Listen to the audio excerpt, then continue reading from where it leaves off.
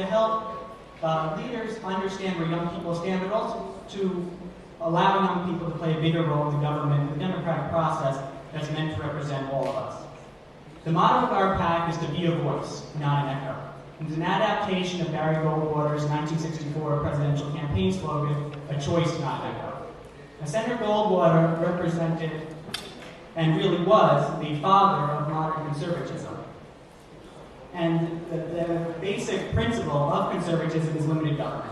It's about people being responsible for their own actions and people taking the advantages in order to further their own livelihoods. And that basic principle of conservatism isn't something any American can disagree with, because it's simple independence. Now, the definition of insanity is doing the same thing over and over again, expecting a different result. Now, I'm sure that we can all agree that by definition, our government is insane. They're driving fiscal and constitutional hawks like myself insane. The formerly Democrat-controlled Congress passed billions of dollars and pumped them into too-big-to-fail funds, yet our jobless rate remains higher than ever. Led by President Obama, they pushed through unprecedented mandates that have time and again been declared and deemed unconstitutional. And while Republicans now look to cut government to responsible levels, we are the ones who are called irresponsible. Well, I'll make a deal with the Democrats. If they will stop telling lies about us, I will stop telling the truth about them. Now, MSNBC, arguably the voice of liberalism itself, reported last week that Democrats were seeking zero in spending cuts. Now, I can see arguing against some spending cuts. But how is a continuous, unchecked spending spree responsible government? It's simply not. Because the simple fact remains that no matter how many times you try it, big government will never be good government. And it's a problem of overcomplicating the process, of overcomplicating government, and the soul of that conflict rests with corruption. Politicians, those who purport to be our leaders, clog the arteries of efficient government with self-interest. The rigging of elections at the expense of liberty in the quest for power and influence. And this nascent corruption compromises and contradicts the very democratic core principles that we are all striving to uphold. Now, as Senator Fritz Hollins, who was a great crusader against corruption, so elegantly put it, sure as the monkey making love to a skunk, I just can't stand any more of it. And none of us should stand it anymore. Let's send a message right here, right now, this weekend, that we want clean politics. Because government can work, and it can work if we simplify and purify the process. But it starts with us, what we the people demand and what we expect. But there is hope.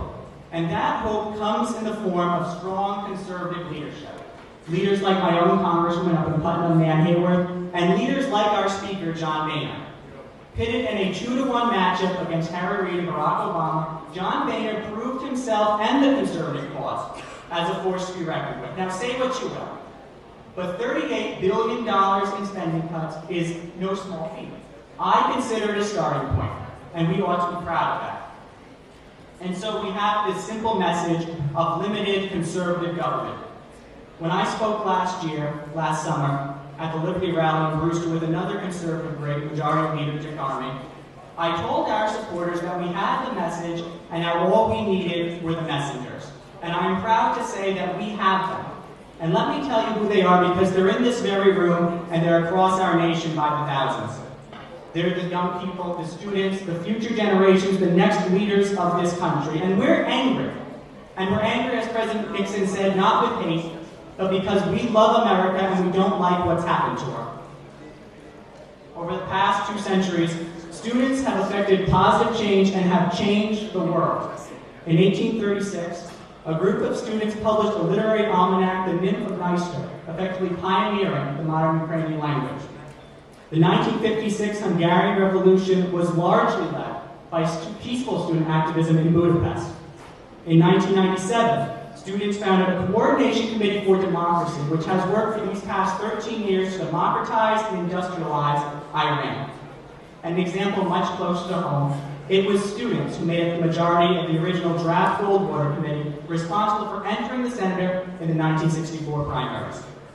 And so yes, we've effected positive change before, and we will continue to do so. We have a vision, a message, and most importantly, we have a voice. And our message, as we continue to carry it out to our peers, will be gradually adopted. In short, we can make government work by simplifying it. And that's the truth, and that's the essence of conservatism. And so, as Senator Goldwater told us, we have a choice. We can continue on the current path of irresponsible spending, unjust and unfair mandates, and overall big, complicated government. Or we can work to rein in spending, simplify government, reduce its involvement, and allow Americans to lead their own lives. Let's work for a nation that Goldwater would be proud of. My friends, life should not be easy. Achieving the American dream, making it in the greatest nation on earth, should not be easy. But opportunity to succeed should exist, and government can never create that opportunity. Government can only take it away. It's up to us to preserve it. Thank you all, and God bless America.